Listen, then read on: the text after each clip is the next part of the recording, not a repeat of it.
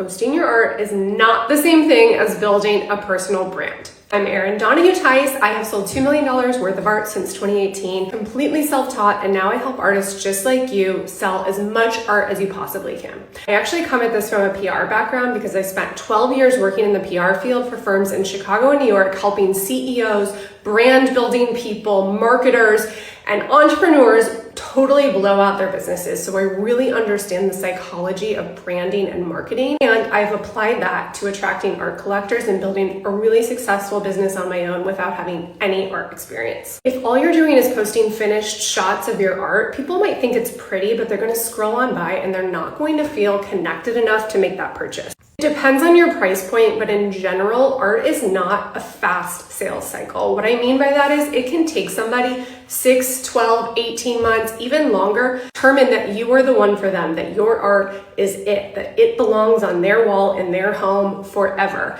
It is a very long sales cycle, and that's why you need to be showing up consistently, hoping that if you show up enough times and build that connection, over time, people are going to want to invest in your work. Here are some really actionable tips for how you can do that. I want you to start by showing yourself in your own environment in really intentional ways. What do I mean by this? I mean, what kind of Starbucks do you get? How do you take your morning coffee? Show little clips of you with your kids around the kitchen in the morning. Show clips of your kids flowing into your studio and helping you paint. Show clips of you and your husband going on a weekend adventure somewhere. Talk about your favorite corner of the studio or your favorite time of day to paint because the light hits just in a certain way. Show up with your face on camera. I know it feels scary, but this is the best way to build that connection through a screen.